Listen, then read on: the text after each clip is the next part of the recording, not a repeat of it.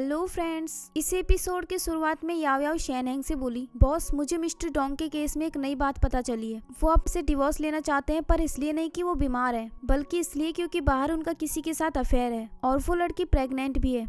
इस पर शेनहेंग कहता है, तुम्हें ये बात कैसे पता चली? तो याओ याओ कहने लगी, जब मैं मिस्टर डोंग से बात कर रही थी तो मुझे थोड़ा अजीब लग रहा था, तो मैं उसके विला पर जाकर उससे प्राइवेटली मिली। तभी शेनहेंग बोला, जब मैंने उनका केस लिया था तो मुझे पहले से उन पर डाउट था, लेकिन मैं तुम्हें एक चांस देना चाहता था ताकि तुम सच का पता कर सको। ये सुनकर याओ याओ बोली, बॉस आप पहली बार मेरी तारीफ कर रहे हैं। तो शेनहेंग कहता है, अगर तुम इतने सिंपल से क्वेश्चन का भी आंसर नहीं ढूंढ पाती तो तुम्हें यहाँ काम करने की कोई जरूरत नहीं थी। फिर याओ याओ बोली, डोंट बॉस, मैं अपना बेस्ट ट्राई करूंगी और 100% एफर्ट्स दूंगी। बाय द वे, आज इसे सेलिब्रेट करने के लिए क्या मैं आपके लिए सी फूड बनाऊं या फिर खाना बाहर से ऑर्डर करूं? इस पर शेनहेंग कहता है, नहीं, मेरी एक क्लाइंट के साथ अपॉइंटमेंट है तो मैं आज डिनर के लिए घर नहीं आऊंगा। इसके बाद याओ याओ अपने काम पर चली गई। अगले सीन में जब शेनहेंग घर वापस आता है तो एक आदमी उसके पास आकर बोला, मैं यहाँ का एडमिनिस्टर हूँ और आजकल हमारी कम्युनिटी में डॉग्स की चोरी हो रही है। अगर आपके घर पर भी कोई डॉग है तो प्लीज थोड़ी अटेंशन दे। ये सुनकर शेनहेंग बोला, ऐसा कुछ हो रहा है तो तुम्हें पुलिस को इन्फॉर्म करना चाहिए था, मुझे यहाँ आकर रिमाइंड करवाने की जगह। इस पर एडमिनिस्टर बोला, हम पुलिस को ऑलरेडी कर चुके हैं और हमने काफी सारे लोगों को उसे पकड़ने के लिए अरेंज भी किया था, लेकिन फिर भी वो बचकर भाग गए और पब्लिक एरियाज में हमने सीसीटीवी कैमरास भी लगाए हैं। शेनहेंग रूड आवाज में बोला, तो फिर नॉन पब्लिक एरियाज का क्या? ये कहकर वो वहाँ से चला गया। घर आकर वो याओ याओ को आवाज देता है और वो देखता है कि याओ याओ अपने रूम में नहीं थी, तो उसे लगता है कि वो डॉग को बाहर वॉक पर लेकर गई है। इसके बाद वो अपने रूम में जाकर काम करने लगता है और उसे एडमिनिस्टर की कही हुई बात याद आती है। ये सोचने के बाद वो याओ याओ के पास कॉल करता है, लेकिन उसका कॉल नहीं लग रहा था। फिर वो अपने मन में बोला, एक बॉस अगर अपने एम्प्लॉय के साथ घर शेयर कर रहा है तो एम्प्लॉय के साथ अगर कोई इंसिडेंट हुआ तो उसके लिए बॉस रिस्पॉन्सिबल होगा। अगले सीन में वो कुछ सिक्योरिटी गार्ड्स को याओ याओ को ढूंढने के लिए लेकर जा रहा होता है और उनसे बोला, वो बहुत ब्यूटीफुल दिखती है, स्पेशली उसकी आंखें, अगर तुम उसको ढूंढ लोगे तो मैं तुम्हें 30 सैलरी दूंगा। इस पर एक सिक्योरिटी गार्ड बोला, तुम्हारी गर्लफ्रेंड जरूर अपने डॉग को वॉक पर लेकर गई होगी। लेकिन शेनहेंग उनसे गुस्से में उसे ढूंढने के लिए कहता है। वहीं दूसरी ओर हम याओ याओ को देखते हैं जो अपने डॉग को वॉक पर लेकर आई थी। तभी उसके पास एक कुरियर बॉय आकर बोला, एक्सक्यूज मी, क्या आपको पता है बिल्डिंग नंबर 5 कहाँ पर है? फिर याओ याओ उसे उस बिल्डिंग आने लगती है। तभी वो देखती है कि उसका डॉग ही कचरा खा रहा था। जब वो उसे रोकने लगती है तो वहाँ से भाग जाता है और भागते हुए वो शेनहेंग के पास जाता है, जिसे देखकर शेनहेंग बहुत डर गया था और डरते हुए वो नीचे गिर जाता है। फिर वो डॉगी उसके ऊपर जाकर उसे लिक करने लगता है, जिससे उसे कचरे की स्मेल आ रही थी। तो वो गुस्से में याओ याओ से बोला, इसने क्या खाया था? अगले सीन में वो घर आ जाता है और गुस्से में बोला, याओ याओ जल्दी करो ना। तो याओ याओ कहती है, मैं बबल्स बना रही हूँ, अगर आपको इतनी जल्दी है तो आप खुद जाकर वॉश क्यों नहीं कर लेते? इस पर शेनहेंग कहता है, मैं उसके सलाइवा को टच भी नहीं करूंगा। इसके बाद याओ याओ उसके क्लींजर लगा देती है। फिर शेनहेंग उसे वॉश करने के लिए बाथरूम में जाता है। तभी याओ याओ उससे कहती है, बॉस अभी आप बहुत हैंडसम लग रहे थे। ये सुनकर शेनहेंग उसे कोई रिप्लाई नहीं देता, लेकिन वो काफी खुश हो गया था। अगली सुबह याओ याओ ने उसके खाना बनाया होता है और उससे बोली, आज मैंने आपका गुस्सा शांत करने के लिए चाइनीज और वेस्टर्न स्टाइल का खाना बनाया है। इस पर शेनहेंग कहता है, जब तक वो डॉगी यहाँ से चला नहीं जाता तब तक मुझे मस्का लगाने का कोई फायदा नहीं। फिर याओ याओ कहने लगी, बॉस मैं जानती हूँ कल जो हुआ उसकी वजह से आप बहुत गुस्सा हैं, लेकिन वो तो एक छोटा सा पपी है, आपको उसे एक चांस तो देना चाहिए ना। शेनहेंग रूड आवाज में बोला, तुम इस तरह मुझसे माफी मांगोगी? तो याओ याओ कहती है, मैं प्रॉमिस करती हूँ कि वो दोबारा ऐसा कुछ नहीं करेगा और उसने किया तो मैं खुद उसे पनिश करूंगी। अगर आप मुझे माफ कर दो तो मैं आज रात को आपको डिनर ट्रीट दूंगी। इस पर शेनहेंग बोला, क्या तुम्हें इतनी सैलरी मिलती भी है? तो याओ याओ धीरे से बोली, मेरी सैलरी इनफ तो नहीं है, मैं एक गरीब वर्कर हूँ। फिर शेनहेंग वहाँ से चला गया। अगले सीन में चेंगजी जब अपने घर जाती है तो वहाँ एक लेडी उसका इंतजार कर रही थी जो उसकी एक क्लाइंट थी।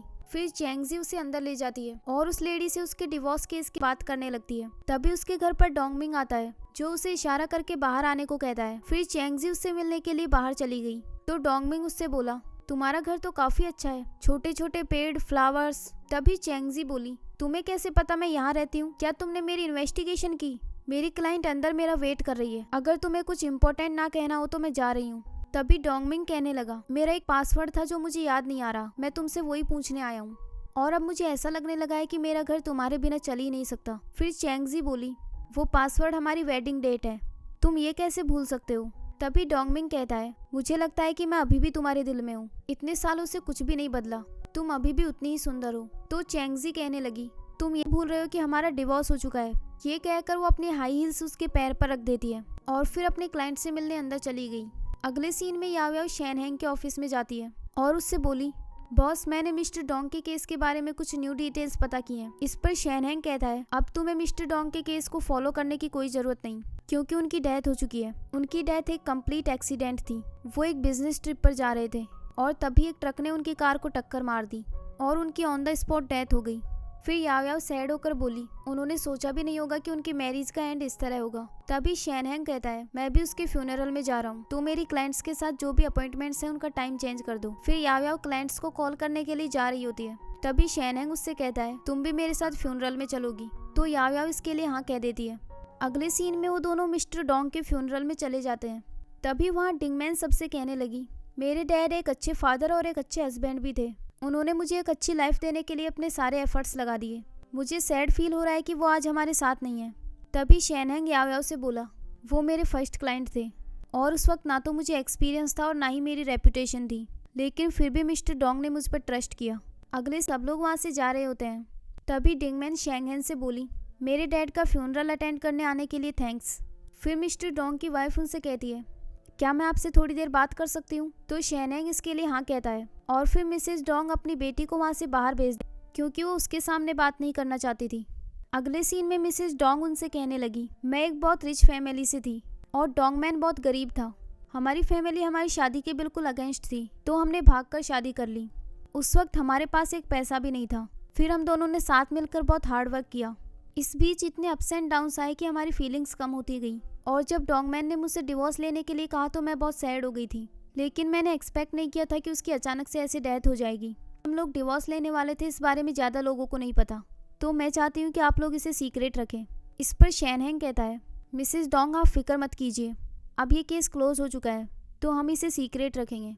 अगले सीन में वो दोनों वहाँ से वापस आ रहे होते हैं। तभी शैनहेंग बोला, तुम्हें पता है मिसेस डोंग ने मिस्टर डोंग का फ्यूनरल इतनी जल्दी जल्दी क्यों कर दिया? क्योंकि उन्हें पता था कि मिस्टर डोंग का बाहर अफेयर चल रहा है और उनका बेबी भी होने वाला है, तो वो उस प्रॉपर्टी को मिस्टर डोंग के इलीगल चाइल्ड के साथ शेयर नहीं करना चाहती थी। ये सुनकर याओ बोली, अच्छा इसीलिए उन्होंने जल्दी फ्यूनरल किया ताकि कोई मिस्टर डोंग का डीएनए उनके इलीगल चाइल्ड के साथ मैच ना करवा सके और फिर पूरी प्रॉपर्टी उनकी बेटी डिंगमैन को मिले। तभी शैनहेंग कहता है, हाँ, और इसीलिए उन्होंने हमसे अकेले में बात की ताकि हम इस सब को सीक्रेट रखें। अगले सीन में वो दोनों रूफटॉप पर बैठे होते हैं और तभी याओ के पास डिंगमैन का मैसेज आता है कि अगर तुम्हारे पास टाइम हो तो क्या हम मिल सकते हैं। ये मैसेज देखकर याओ शैनहेंग से बोली, बॉस डिंगमैन मुझसे मिलना चाहती है। इस पर शैनहेंग कहता है, ठीक है, पर उसकी बातें रिकॉर्ड करना मत भूलना। ये कहकर वो वहाँ से चला गया।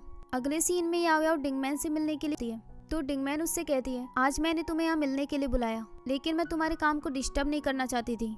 इस पर याओ बोली, कोई बात नहीं, वैसे अब तुम्हारी मॉम की कंडीशन कैसी है? तो डिंगमैन बोली, अब वो थोड़ा रिलैक्स है और मैं भी उन्हें चीयर अप करना चाहती हूँ। एक मंथ पहले मैं शैनहेंग से भी मिली थी, उस वक्त मेरे डैड उससे डिवोर्स के बारे में बात कर रहे थे।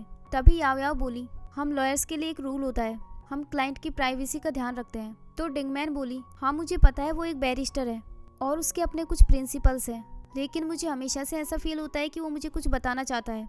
तभी याओ बोली, मेरे बॉस ऐसे ही हैं, उनके माइंड में काफ़ी सारी चीज़ें होती हैं, लेकिन वो किसी से कहते नहीं हैं। तो डिंगमैन बोली, मैं उससे डरती नहीं हूँ, आफ्टर ऑल मैं 2 साल से उसको परस्यू कर रही हूँ और मुझे हमेशा से ऐसा लगता है कि उसके दिल में मेरे लिए थोड़ी सी तो फीलिंग्स होंगी, लेकिन लगता है मैं कुछ ज़्यादा सोच रही थी। तुम्हें पता है उस दिन जब मैं तुम्हारी, तब उसने जानबूझकर मुझे ऐसा मैसेज किया ताकि मैं तुम्हें परेशान ना करूँ। तुम में ऐसे जिसने उसे इतना एक्साइटेड बना दिया।